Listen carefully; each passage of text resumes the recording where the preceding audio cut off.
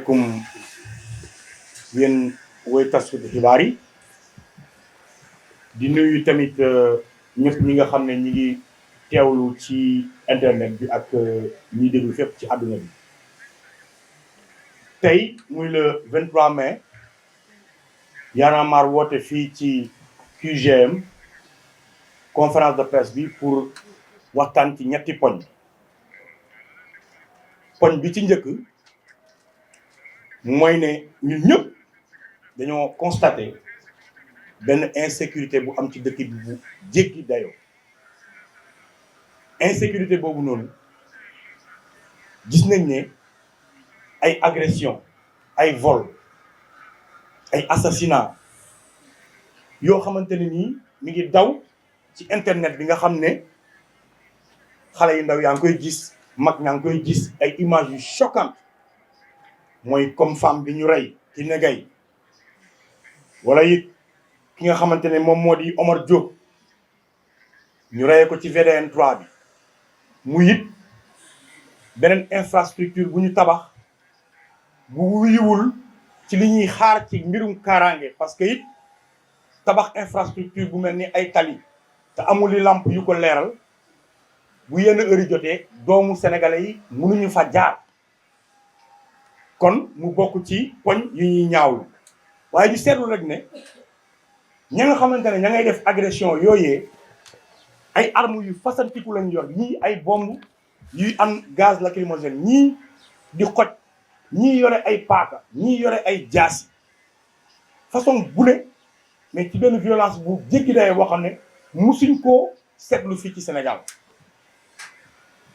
muy nag li ko ci ëpp nag fii ci biir Dakar la mais mu doon loo xamante ne nii dafay wane lajj bi nga xamante ne nguuru Sénégal lajj na ko lajj bi nag li ko gën a jëmmal mooy bañ tabbee ca ministère de l'intérieur kii ñuy woowe Antoine Félix Diome moom daal wax dëgg fa yàlla bi mu ñëwee léegi dayoo bi mu jël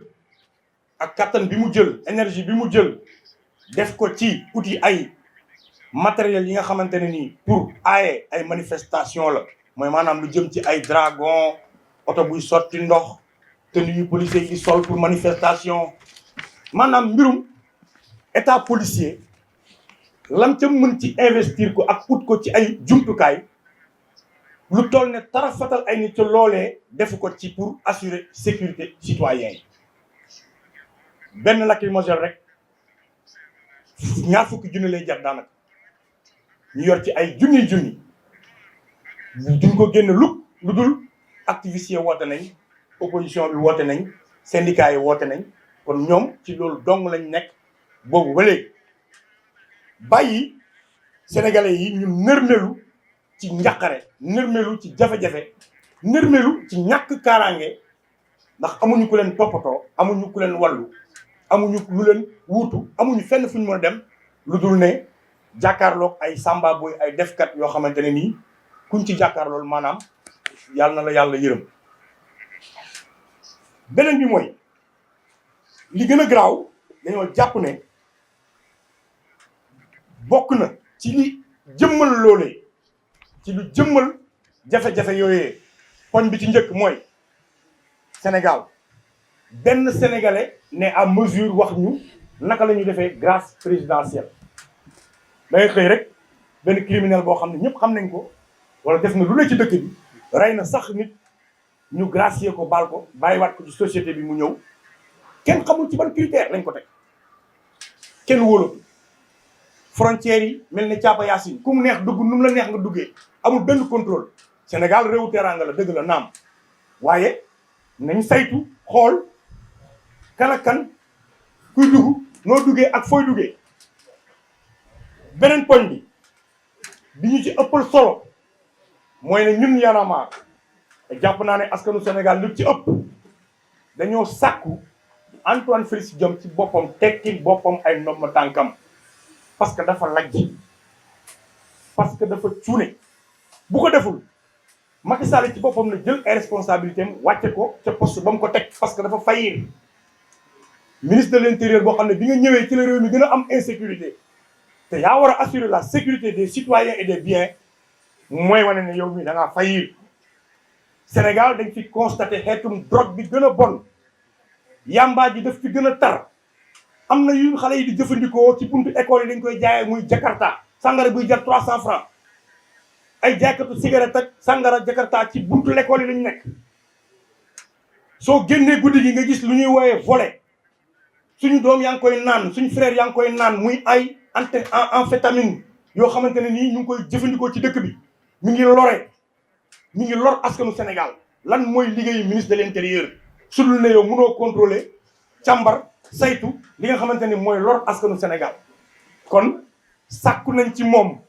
réew bu am fula bu ne am développement bu ne yaakaar avancé bu ne buñ la tabbee ci poste bu toll ni ministre de l'intérieur soo matalul da ngay tekki sa ndomba tànk bàyyi xam ne mënuloo keneen ñëw boo ko deful kala fa tabb na jël responsabilité am tebbi la fa. loolu ñu ngi koy wax sàkku nañ ko di wax que ne ñi ngi ñaan ñu renforcer takk der yi renforcer police bi may leen plus de doole ak plus d'équipement xoolaat seen salaire yi parce que taxaw ci tali di laaj ay ñaar dërëm ak ñetti dërëm salaire yi doyul moo ko indi. kon bu ñu leen defaree li ñuy woowee yokk seeni salaire parce que ñoom it ay sénégalais lañ yàgg nañ fay dégg bu njëkkaan nekk policier wala nekk professeur da nga daan sawar ci nekk ko parce que vocation la woon mais jamono ji neexul salaire yi doyul amul ay avantage amul lenn lu ñu leen defal kenn du leen neexal te bés bu jot nga dégg ñu naan neexal nañ ay jabaru magistrat ki ay jabaru ambassadeur yu ñàkk fayda di lekk suñu xaalis bàyyi policiers yi noonu ñu toog amuñ tenue yu baax amuñ matériel bu baax mënuñu def seen liggéey amuñu ay GPS seen contrôle mënul def parce que tablette sax mënuñ ko jox policiers yi ba boo leen joxee këyit bu baaxul ñu mun ko xool fañ taxaw xool ne kii këyit bii mu ñu jox valable donc équiper la police de moyens jox leen policiers yi liggéey moyens yi mu defee seen liggéey loolu exiger nañ ko. beneen bi ci topp mooy ñii ñuy wooyee ASP yi mais renforcer leen yokk leen seen statut yokkal leen seen salaire ñu doon ay honnêtes citoyens yu gagné seen vie ngeen recruter leen ci police bi defal leen formation ba ca war pour ñu mën a am une police de proximité. naam seetlu nañ juróomi fan yi am na ay jéego forum yaa ngi gis gendarmerie police takaw mais bu mu fa yem te manque d'effectif bi li ko indi mooy ñàkk recruter parce que les priorités de Macky Sall ak nguuram sont ailleurs que d'assurer la sécurité des citoyens. loolu tamit sàkku nañ ko ñi ngi sàkku tamit pour que police mën a def liggéey bu baax bàyyi leen ñu am seen syndicat. il faut que police am syndicat parce que police bu amul syndicat pour mën a toog revendiquer ay jafe-jafeem kaasal boppam wax ñu jafe-jafe ñun ñu xam ko dégg ko mun cee addu loolu du sotti. donc mooy seul mbir mu nga xamante ni du yoon police ne fi amul syndicat. beneen bi mooy États-Unis wala adduna bi yëpp amul fii ku fi xamul lan mooy 911. 911 adduna bi yëpp xam nañ ko ab numéro boo xam ne la mi ngi tudd 911 911 États-Unis teg ko fa. boo nekkee ci jafe-jafe boo ca wootee même boo coupé dañ lay woowaat foo munti nekk ñu fekk la fa. kon walaay Macky Sall xalaatal teg benn numéro boo xam ne sénégalais bu nekk ci jafe-jafe dana ca wootee parce que booy dox ci VDN 3 bii ñu tabax muy pont Limamoulaye bi ci lëndëm amul lampe amul sécurité bu la ay samba booy dogalee kan ngay woo soo génnee téléphone booy ñoom jël nañ ko agressé nañ ko nangu nañ ko. kon war nañ mën a def benn numéro raccourci bu yomb 111 la moo xam wala 000 la ba nga xamante ne citoyen bi dina ci mën a sikkandiku pour mën a woote wàllu ci lu mu gën a gaaw te bu coupé ñu mën koo àddu wala fekk ko fa mu nekk localiser ko parce que am nañ matériel. Macky am nga matériel boo saytoo topp ñu ñun ñii yenn saa yi nga toog événement war a am nga yëg ne yow ñu ngi lay topp ñu ngi lay déglu ñu ngi déglu politiciens yi ñu ngi déglu opposition bi kon bu baax am ngeen moyens yu ngeen surveiller. am ngeen moyens yu ngeen toppee askan bi am ngeen moyens yu ngeen def moyens yooyu na ngeen jël def ko ci répression def ko ci toroxal ak xoqatal def leen ko ci protéger askan bi loolu lañ leen di saas. beneen ba ca topp mooy ne dañ bëgg mu am benn commission bu ngeen teg buy saytu mbirum grâce naka lay demee parce que grâce yi nag saa doy na waar il faut que ñu saytu ko mbirum grâce commission boo xam ne maanaam kuréel bu ñu teg bu mën a saytu kan lañ war a gracier ak kan lañ warul gracier. ba ca topp mooy ñi ngi ñaan askan yi ci gox-goxaat yi ngeen dimbali police pour mu mën a def liggéeyam bu leen nëbb Samba Boy bu leen ko nëbb parce que tamit la police c'est les populations yi pour sa propre sécurité boo xamee Samba Boy wala defkat sa gox boole ko boole leen Samba Boy yi boole leen jaaykatu yàmba yi ci gox yi boole leen fàqmaan yeeg defkatu lu bon yi ci koñ yi parce que loolu tamit daf ci am solo munuñ protéger defkat ci suñu ay koñ nañ fexe ba ñooñu ñu bàyyi la ñu def te loolu population yi rek ñoo ci mën a adhérer pour jàppale ci force yi ñu mën koo mën a def waaye dafa am lu ñuy woowee rôlu gox yeeg goxaat yi muy maire yi ñu tabb bees yéen maire yi ñu ngi leen di ñaan ngeen sasoo ñaari mbir bi ci njëkk mooy édifice wala bërëb jardin public wala lu mu ci mënti doon loo xam ne tabax nañ ko ñu abandonné ko wala muy ay kër yu yàqu ngeen gis ne waga yi ñu ngi koy fréquenté muy suufu pont yi il faut que ñu rendre ces endroits vivables pour que nit ñi di fa mun di dem xam nga tabax ay pont bàyyi ko noonu ci suuf amul sécurité amul dara amul lampe kenn mënu fa dem guddi gi wóorul boo fa jaaree sa bakkan ñu ci xottu gerte kon ñu leen di ñaan yéen ñi nga xamante yéen la ñu fal bees ci mairie yi ngeen récupérer ces endroits là def fa ay fleurs def fa ay lampes def fa ay banc askan bi di fa mun di dem ba nga xamante ne nii defkat yu bon yi fàqmaan yeeg xeet googu duñ fa mën di dem loolu bokk na ci sécurité waaye beneen bi mooy leeral leen mbedd yi taal leen lampi mbedd yi li laa war a sóoli taal leen lampi mbedd yi ci gox yeeg goxaat yi loolu mooy tax sécurité mën a am ci biir réew kon nag pour jàll ci boobu aspect ma dem ci beneen poñ bi nga xamante ne mooy mbirum judiciarisation du débat politique mooy maanaam waxtaanu mbedd sax léegi Macky Sall fexe na daal ba nu mu ko ëlëmee ba yow boo toogee sa buntu kër sax waxtaan fa ci sa baa jaaxle mën na la ci tëj kaso waa léegi loolu luy ndeyam nag ci mim réew ah te li ci gën a ñaaw waxoon nañ ne yoon a ngi jeng te constaté nañu ne justice bi dafa am bu kumba am ndey ak bu kumba amul ndey ndax kat xool ngeen yéen ñëpp réseaux sociaux yi fi xew am na ñoo xam ne ñu ngi féetewoo ci côté Macky Sall suba ba guddi jot di ngi saaga nit ñi di leen waxal ñu ñaaw di leen xas di leen dénigrer dara du leen ci fekk waaye yow boo àndut ak Macky Sall ñeex mi am na cere ji am na ñeex ñu ne la xuus yóbbu bëgg ci mujj ñaar sax laay wax ñu ci mujj muy gas Salvador fële ca Ndar dañ koy jaay doole ba ñu ngi nii nar ko ci tëj juróom benn weer yoo xamante ni benn weer bi dana ko tëdd ci biir kaso bi waaye Cheikh Oumar Diagne lan la wax lu keneen waxul lan la def lu keneen deful def na ci kaso bi 40 jours loolu la ko ëpp bàyyi leen jàmbur bu mu génn jëm ngeen sax yàq deram ci biir di génne ay vidéo am kon justice bi dafa nekk justice boo xam ne dafay sooxee soo farul fii yat bi dal sa kaw soo faree fële yaa ngi yaataa yumbe kon ñu ngi exiger ñu libérer ñaari doomu Sénégal yooyu ñu dem doxi seen soxla parce que jàpp bi ñu leen jàpp teguñu ko ci dara lu dul ca seen coobare bopp ak ca la leen neex kon bi ci mujj nag muy contentieux bi am ci laataa ñoo dégg na élection yi dégg nañ ci lu ne ay liste yu am problème bii wala bële ay liste yu am jafe-jafe muy bii wala bële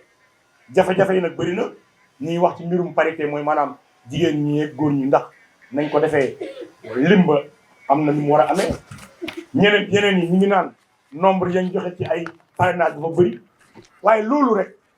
dafa ñuy dëggal ñun ci suñu position bi ñu amoon depuis 2015 mooy taxaw di xeex parrainage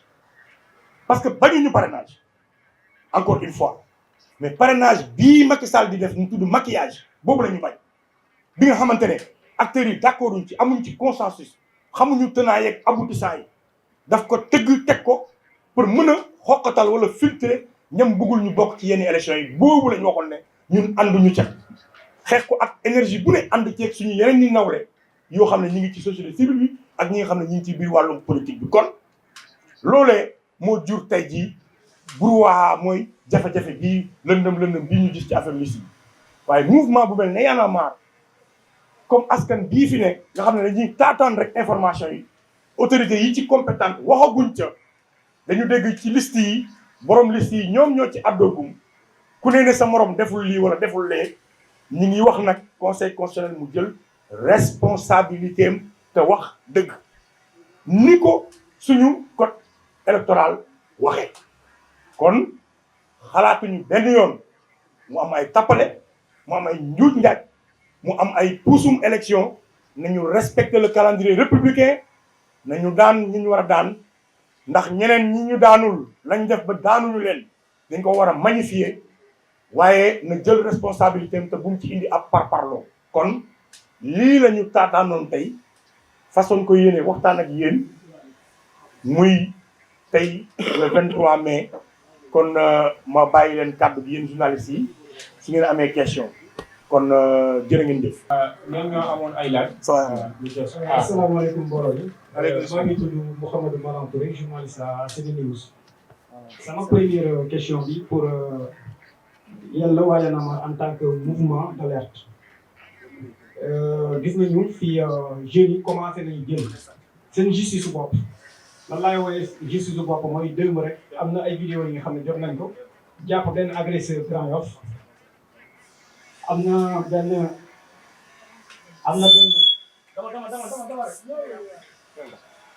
c'est bon.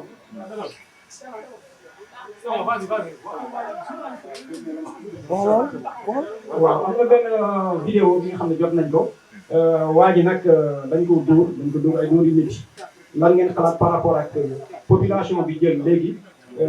seen décision def justice bopp beneen bi mooy boole bi dégg naa sànq caat nga évoqué ay problème boole Sénégalais yi ba ñu boole waaye la plupart du temps bu ñu demee sur le terrain li ñuy wax mooy ñun dañoo boole ba sonn ndax boo leen boolee police moo jàpp leen le lendemain wala le surlendemain da nga leen di gisaat encore ñu ñëw dina menacé waat est-ce que problème bi nekkul côté justice donc c'est pas côté police waaye ñoom léeg-léeg nañ def seen liggéey jàpp leen déféré leen mais est-ce que du côté justice la problème sénégalais yi nekk ñaari question laa amoon pour poser la question. D'accord. On prend 3 autres questions. Il n'y en a pas? D'accord. Ah.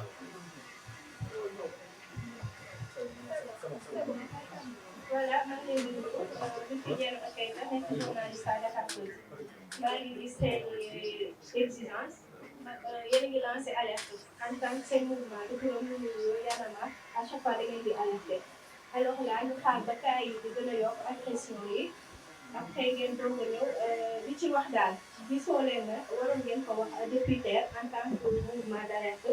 beneen bi moo nekk côté ASP li ngeen di wax dinañ la war a formaliser ba pare yokk li nga xamante ne moom moo nekk seen jumtukaay ngir xëy ñu mën a jàppale ñi nga xamante ne ñooy policiers yi mais bu fekkee policiers yi ñoom dañoo am problème déjà yeneen koy wax léegi yeneen koy notifier naan seen payoo doyul déjà gis ngeen ne à chaque fois dañuy nekk ci tali bi di kal moto yi ngir rek am xaalis léegi tey jii ñoom bu fekkee réglé wuñu seen situation bu ci ASP yi naree yokkaat tamit je pense que tamit loolu du nekk solution. beneen bi ay exigence rek gis ngeen ne bëgg ngeen pour que fii di fii nga xamante ne mooy Antoine Félix Diome jóge fii mais à part loolu yan solution ngeen jàpp ne war nañ ko mën a def population yi tamit sama confrère bi jóge bu mu koy wax ñu ngi fajal seen bopp est-ce que gis ngeen ne loolu jaadu la wala déet.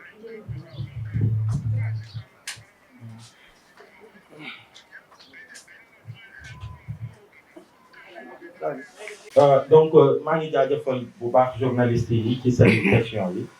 yu am solo yi question ba ca njëkk mooy bu Malang Touré bu CNews jëm ci mbirum justice populaire bi ñu gis mu commencé tàmbali di law ci réew mi ñu ngi gis bés bu yàlla sax sànq rek suñu frère bi Taïga am na benn vidéo bi mu jot mu am benn agresseur je pense bi nekkoon ci benn koñ ñu koy dóor di ko dóor ba dóor ko bri mu tëdd mu xool vidéo bi rek di jooy ndeysaan il est très sensible donc mu jàpp ni vidéo yooyu waru doon ay images yu ñu war a gis fii ci réew mi di wax rek ni malheureusement bu sécurité publique bu état fayiree ci mission bi nga xamante ni moom la am ci sàmm kaaraange bu sénégalais yi citoyens yi que li ci am yëpp ñu koy gis maa ngi gis démb benn vidéo kenn ku dugg ci benn multiservice ñëw taxaw di wax ak gérante bi ba ci yàgg génnee benn jaase et heureusement fekk na buntu yi ñu ngi tëju mënutoon def dara bi soxna si appuyer alarme bi mu daw génn donc ñu ngi ci yu mel noonu ay images yu fasantikoo donc yooyu bu dee état taxawu ci ba dalal citoyens yi mu won leen ni man maay état man maa am rôle lu sàmm seen kaaraange et que mun ngeen tëdd nelaw te du ngeen am lenn lu ngeen tiit mun ngeen génn liggéey du ngeen am lenn lu ngeen di tiit mun ngeen génn di dem doxi seeni soxla ak waxtu bu ne te du ngeen am lenn lu ngeen di tiit bu dee état dafa laaj ci loolu rek l'un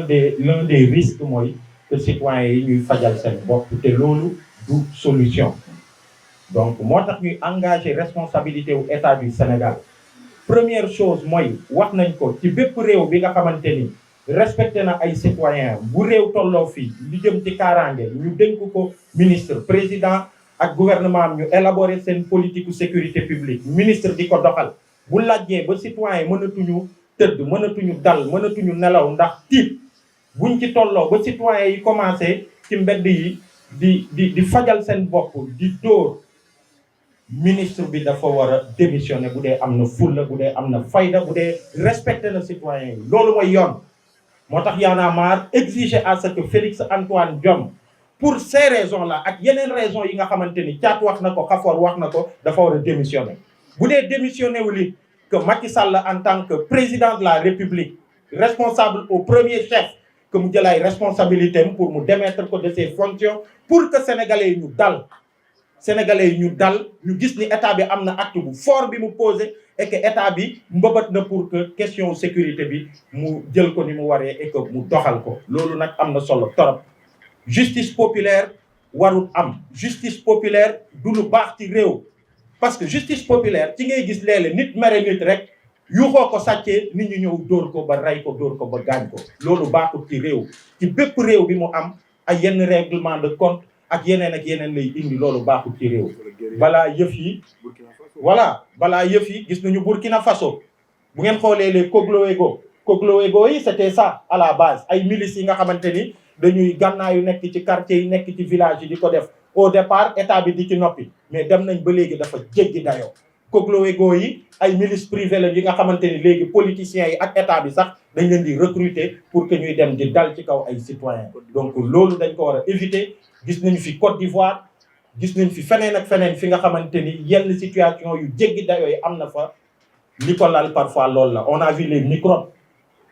gis nañu yeneen ak yeneen donc loolu il faut que état bi mu jël ay responsabilités mu am ci lecture bi war pour que ñu mën a saafara mbirum sécurité wu sénégalais yi et que justice populaire bi mu dàq parce que du lu baax ci réew jërëjëf. c'est l'inefficace sur la dénonciation. Dénonciation principe la fépp ci àdduna police su réew mënul évoluer tant que nekkut en collaboration en partenariat ak les citoyens loolu principe la fépp ci àdduna bu fekkente ni au Sénégal dafa am ay dysfonctionnement yu jëm ci yooyu c'est à la police nationale c'est aux autorités yi nga xamante ni sécurité publique ñoom ñoo ko ŋànk ñoom ñoo ko war a saafara mais principe dénonciation moom ci bépp réew bi nga xamante ni police dina am yenn jéego yu ñu ci def loolu dafa am solo maintenant am na leneen li nga xamante ni aussi dañ ko ciy wax mooy rôle perception bi citoyens yi am ci seen police citoyens yu bëri dañuy sax tiita dem commissariat dañuy tiita contacter police nationale pour que yenn yi ñu mën leen ko jébbal ci ay informations yi nga xamante ni dina leen njëriñ parce que suñu police gis ngeen ci répression bi ci parfois ñenn ci policiers yi taxawaay yu ñuy am vis-à-vis des citoyens même bu dee du ñoom ñëpp day tax ba citoyens yi lien boobu war a am synergie bi war a am ak seeni force de sécurité parfois du am dëgg la waaw di nga gis ñu bëri ñi nga xamante ni loolu bokk na ci manifestation wu suñu jàngoro justice mooy justice su ñenn ñi nga gis ñenn ñi nga xamante ni ci njuuj njaaj ci jaay drogue ci trafic de xawma lan ak lan la ñuy nekk ñu jàpp leen suba ginnaaw suba ils sont partis ñu génn parce que am na ci yoon yu ñu jaar yi nga xamante ni day permettre ñu mën a génn donc loolu du yoon mais c'est pas une raison pour que citoyens ñu banque seen loxo ñu ne duñu collaborer ak seeni forces de sécurité parce que loolu am na solo trop jërëjëf. La réaction tardive, un peu tardive. Bon, Y en a marre d'une manière ou d'une autre à chaque fois mu ngi dénoncer mu ngi wax am na beaucoup de conférences de presse parfois du principalement mais mbirum sécurité du tey lañ ko commencé di wax ci réew mi yàgg nañ di ko wax tey jii nii dafa amaat benn recrudescence boo xamante ni jaaxal na Sénégalais yëpp ñu jàpp ni en tant que mouvement citoyen war nañ ci addu ñu waxaat ñu taxaw ci am ci constat bi ñu ci def et puis proposition ak exigence yi nga xamante ni posé nañ ko tey ñu posé ko mais du lu bees et c'est vrai que malheureusement yéen sax war ngeen ko xam fépp ay metti Sénégal foo laal fu ne mu ngi metti donc tey di nga wax ci lii suba nga wax ci leneen wax mais mënuñu daj lépp sax voilà donc mais li ñu war en tant que mouvement citoyen saa su ne dinañ ko def bu soobee yàlla. les ASP si. oui problème mu ASP yi loolu li ñu war a wax ci loolu mooy il est effectifu police moom dañu ko war a yokk à la kulliyaal parce que suñu effectifu police mu ngi à quelque chose comme 15000 voire 16000 éléments yi nga xamante ni force de police yi ci la toll ci 18 millions d'habitants presque au Sénégal donc loolu il faut que ñu yokk effectif yi ñu joxaat leen jumtuwaay yi nga xamante ni dinañ mën a assurer sécurité publique yokk effectifu police nag du jël ay militants wu parti au pouvoir dressé leen en milice par centaines par milliers ñuy dem di dóor ay citoyens tey jii nii nu mu tuddati nervi yi nga xamante ni ñëpp jooy nañ ko même presse bi léeg-léeg ñu jël dal seen kaw te bokkuñu ci police dañ leen jël ñu recruter leen surtout après les événements de mars dernier mu gën a takkarnaase vous pensez que ñi nga xamante ni tey dañu encagoulé wu 15 éléments de police ñu dem jël ay activistes commissariat de police yóbbu leen ci biir oto di leen torturer sànni leen un peu partout vous pensez que ñooñu ils font partie de la police républicaine vous pensez que ñooñu bokk nañu ci policiers yi nga xamante ni Sénégal mun nañ leen ndamoo ñu am formation bi ci war di def seen liggéey ni mu waree mais non dañuy recruter ñi nga xamante ni clientélisme politique moo ko tax a jóg pour dal ci kaw yenn citoyens yi moo ko tax a jóg ils ont infiltré suñu police bu honorable bi nga xamante ni moom la ñu am par centaines par milliers ñooñu ASP yi ñoo leen ëpp mérite parce que ASP yi suñuy frères lañu c'est des jeunes qui sont dans les quartiers l'idée à la base mooy ñu recruter leen pour que ñu mën a doon benn police de proximité bi nga xamante ni ci suñuy koñ la ñuy yeewoo ak ñoom suñuy frères lañu suñuy cousins lañu pour que ñu mën a servir d'interface entre la police ak citoyen ñu mën a faciliter yenn yi donc ASP yi seen statut buñ ko réglementé ñu jox leen salaire yu baax ñu jox leen jumtuwaay bu baax ñu renforcer leen dans la formation plutôt que 50 000 yi ñu leen di jox boobu ba tey gis ngeen ASP yi di génn ci tali bi di manifester seeni frères policiers yi ñuy nekkalandool sax ci biir commissariat yi di leen dóor di leen boom ñu leen di jàpp di leen tëj juste parce que seeni droit la ñu revendiquer ñooñu bu ñu leen jëlee ñu jéem leen renforcer comme ni ñu ko waxee ils peuvent jouer un rôle important en termes de police de proximité mbirum dénonciation yi ñuy wax ak yeneen mun nañ doon ñi nga xamante ni parce que ci koñ yi la ñuy yeewoo yu bëri mun nañ ko anticiper pour que mbirum sécurité bi mu mën a ñoom donc oui ASP yi renforcer leen recruter waat ci sax day doon li nga xamante ni pour ñun dina am solo ci mbirum gestion wu sécurité au Sénégal jërëjëf. Mon question déjà c'était est-ce que bu nekkee ASP yi dañu ajouté waat ci loolu dañu leen régulariser tey est-ce que du nekk beneen problème pour l'administration nous pensons que problème police manque d'équipement bi ak manque de ressources humaines bi c'est un choix en fait choix wu suñu politique yi la ñi nga xam ne ñoom ñoo orienté la stratégie de la politique jëmee ko ci répression mais pas pour protéger les populations tey bu ñu xoolee ni ñu répartir les policiers wala les forces de l'ordre et de sécurité au niveau de ce pays-là tu te rends compte que finalement c'est une option c'est un choix parce que ci ay zone stratégique la ñu leen teg tey boo xëyee génn biir Dakar xool jalonnement bi am foofu wala ci yenn quartier du pays tu xam nga ni fii am na sécurité contrairement ak la banlieue wala contrairement ak yeneen zone yi nga xamante ne bi jàpp nañ ne foofu ñu am ndombo tànk dëkkuñu fa wala ñi nga xamante ne bi am nañu gëdd ci dëkk bi dëkkuñu fa donc pour ñun c'est un choix en fait c'est un véritable choix bu état sénégalais def mooy que ni jël police bañ leen jox les ressources wala boog bañ a recrutement bu jaar yoon wala régulariser les ASP donc bu ñu leen régulariser amul benn impact bu ñu def tey ci charge amul parce que bari na li nga xamante ne bi état jël na ko en terme de charge muy ci ay personnels yoo xam daf leen recruter de manière anarchique de manière désordonnée boo xam ne c'est tout simplement clientéliste. D'autres questions? Non, je pense qu'il y a d'autres questions pour Mariama Ba ci grâce présidentielle est-ce que pour ñu jàpp nañ ne mooy véritable cause je pense que ñëw nañ ci cause oui. Donc il faut juste dire que principe grâce présidentielle principe la bi nga xamante ni dafa am et que charte ndeyu réew mi moom moo jagleel président de la République ci pouvoir discrétionnaire am ci ay jamono yu nekk mu accorder grâce à certains sénégalais yi nga xamante ni ñu ngi dans les liens de la détention mais li ñu wax mooy grâce yi ñëpp xam nañ ni parfois ay njuuj njaaj la yu ci bëri donc fa la ñuy waxee donc mun nañu juste stop un peu pour que note bi mu daan question bu ndaw suite à Thiat ak Khafor ci problématique ou irrecevabilité supposée ak yu yenn liste yi et puis inéligibilité wu ñenn ñi nga xamante ni c'est supposé ci yenn liste coalition yi di wax ni information yiñ ci jot même presse bi ñun ñëpp la plupart c'est des choses qui sont révélées par les acteurs politiques concernés direction générale des élections war na afficher liste yi pour que bépp citoyen ak bépp kuréel bu mel ni ñun lépp lu am ci liste yi ñu mun ko xool luñ met ko xam li ci ne mais balaa ñoo yegg ci loolu dañuy attirer l'attention du Conseil constitutionnel le mettre face à ses responsabilités parce qu'il est arrivé très souvent que ci réew mi ci mbirum troisième mandat Abdoulaye Wade gis nañ ko nit ñi ñu ngi koy ragal ci mbirum Macky Sall ak fi ñu jëm ak moom très souvent ce Conseil constitutionnel parfois a manqué à l'appel des citoyens sénégalais ci question bi nag dañ koy mettre face à ses responsabilités pour que li ci war a am mu am ci conformément aux lois et règlements conformément aux articles du code électoral sénégalais que mu bañ a am benn parparloo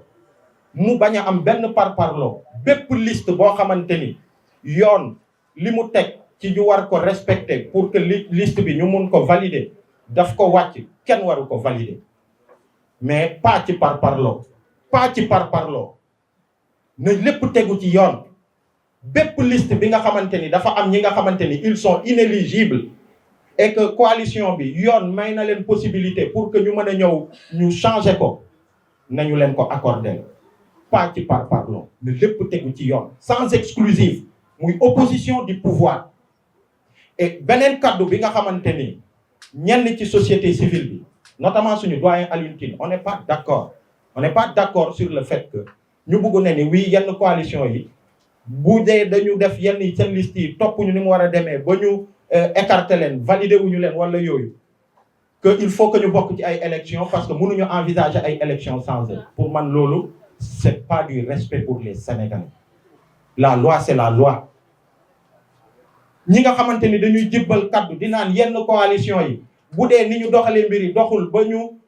recevoir ñu seeni liste que dañu war a toxal élection yi c'est pas du respect pour les Sénégalais on doit respecter les Sénégalais